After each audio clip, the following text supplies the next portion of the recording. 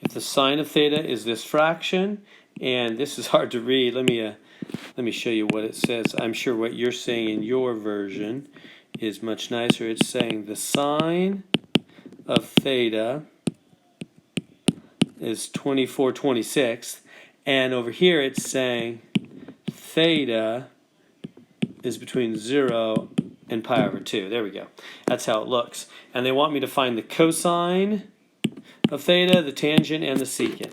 How do we do this? Well, I'm going to give you a full method. There's some shortcut methods that are a little quicker for this particular problem, which you might find online, and that's fine if you want to do that, but I'm going to give you the method that you're going to have to use on the harder ones anyway. I just figured it'd be easier for you to just learn one good method that'll solve them all, rather than me giving you a kind of a shortcut thing and then have to give you the other thing later. So I'm going to give you the one method that we're going to do on several of these kind of problems. And here's what it is. We have to draw a triangle. I'm going to come over here and draw this triangle. And this triangle is going to be in the first quadrant. How do we know? Because it's between 0 and pi over 2. This is 0. This is pi over 2. This is pi. Remember on the unit circle? Let me show you a unit circle. Right? 0, pi over 2, which is 90 degrees, right? Pi is 180. That's 180 over 2. That's 90 degrees. Right? Pi over 2. So between 0 and 90 degrees. So what they're saying is this angle is between 0 and 90 degrees. So it's in the first quadrant. They're saying it's in the first quadrant. So here's what you do. Let me give you some steps for this.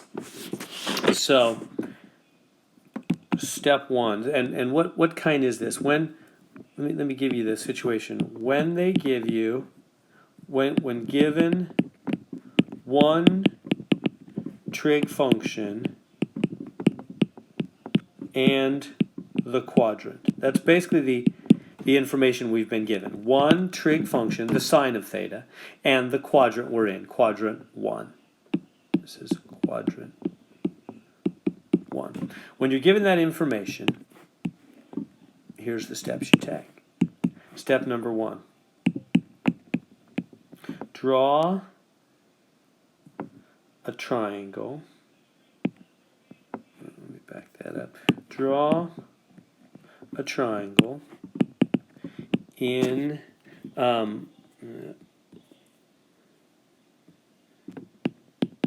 from the origin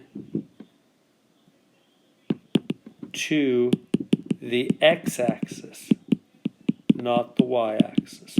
That's important. So let's do that first step. So you start here at the origin and you draw your triangle down to the x-axis like that.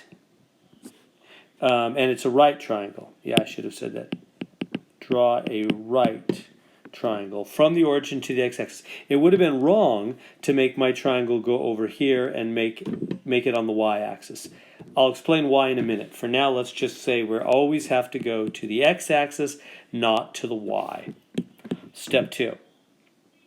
Once you have that triangle, now, your right triangle, now fill in the information. Put theta at the origin,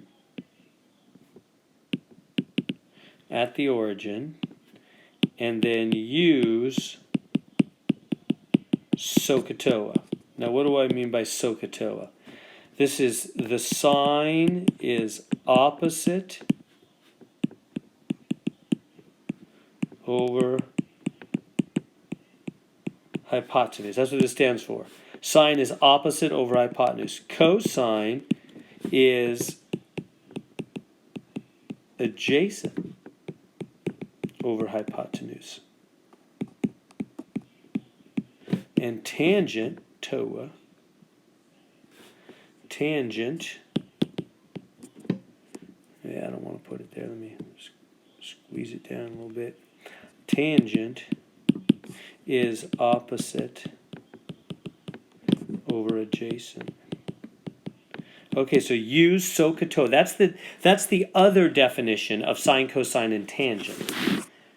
Right? We have the definition that sine is the y-coordinate on the unit circle and cosine is the x. That's true. Also, sine is opposite over hypotenuse. and cosine is adjacent over hypotenuse, and tangent is opposite over adjacent. Those are another way of saying the same thing. So let's use those facts. So I'm going to put theta right there at the origin. That's what it said to do.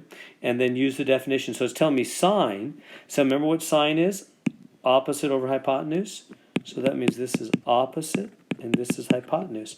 So opposite. Now if you're theta here, that's the opposite side, isn't it? This is the opposite side. It's across from theta. This is the hypotenuse because it's across from the right angle. And this is the adjacent side, which means it's next to theta. Adjacent just means next to it, like your neighbor lives adjacent to you, next to you. So from theta's perspective, we have the opposite side, the adjacent side, and the hypotenuse. The hypotenuse is always the one across from the right angle. Okay, so now let's fill in what we know. 24 is the opposite, so this is 24. The hypotenuse is 26, this is 26. So we can find the missing side, call it x. Or call it a, how about? Let's call it a. Doesn't matter what you call it. So that's step 3. Use the Pythagorean Theorem, a squared plus b squared equals c squared, to find the missing side. And by the way, c is always the hypotenuse because it's the longest side. So I've got a squared, well, let me do it right over here. So I've got a squared, this side, plus b squared, which is 24 squared, is c squared, 26 squared. In fact, it would be best if I just wrote it out. A squared plus b squared is c squared, and then a squared plus 24 squared is 26 squared. Use your calculator. I believe this is 576. I don't know what 26 squared is. It is 676. All right, how do we solve here? Subtract 576 from both sides. We get a squared's 100. That's nice. Root it. A is 10. So let's come back here. This a is 10. The adjacent side is 10. So we've found the missing side. That's nice. Now, what are we going to do? Now, step 4, put in correct signs. And how do we do that? Well, you remember how it works. This is positive x, this direction is negative x, this is positive y, and this is negative y. Put in correct signs for A and B. The hypotenuse is always positive because that's a distance.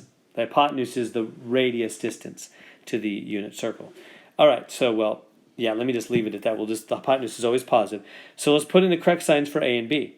Now, in our case, starting from the origin, we're talking about graphing, like XY coordinates. You go right, to get to this point up here, you go right and you go up. So they're both positive, aren't they? Positive 10, positive 24. In the first quadrant, everything's positive.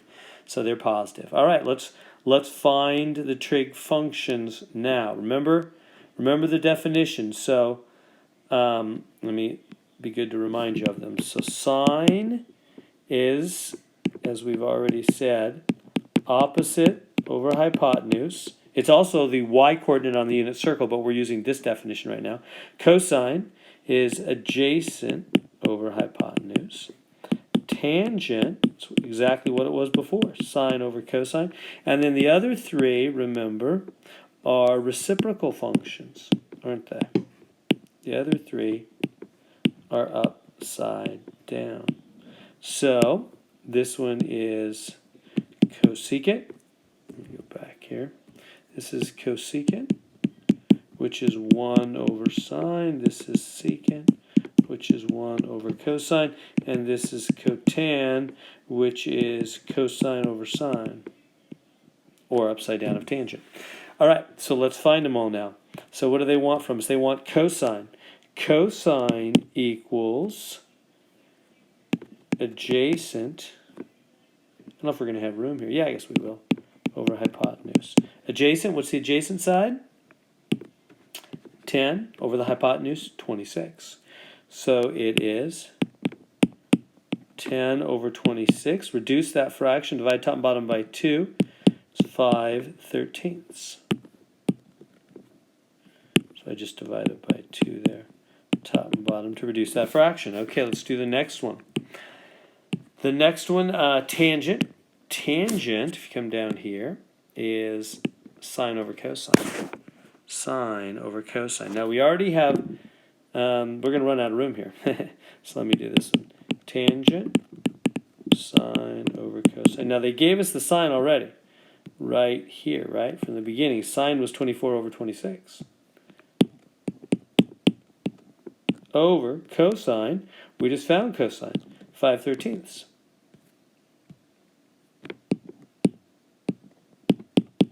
Now what do you do with a fraction over a fraction? You grab the denominator and you flip it up, because dividing is upside down multiplying. So we get 24 over 26 times 13 over 5. This cross cancels in there 2 times. So we get 24 over 10. Right, I did 2 times 5. Divide top and bottom by 2. 12/5. So there's tangent. 12/5. And now they want secant. What is secant? Upside down of cosine. So if you just take the cosine answer and you just flip it upside down, 13 over 5, we are done. We got all 3 of them. All right, so there's the process. When they give you one trig function and a quadrant, you got to draw the right triangle from the origin to the x-axis. And then you have to put theta at the origin and use Sohcahtoa. Sine is opposite over hypotenuse, cosine is adjacent over hypotenuse, tangent is opposite over adjacent. Use those definitions for sine, cosine, tangent. And then use the Pythagorean Theorem, a squared plus b squared equals c squared, to find the missing side. Then put in the correct signs, meaning positive x, positive y, negative y, depending on where you're at. And then use the definitions for sine, cosine, tangent to find your final answers. So there we go. That's a lot of work.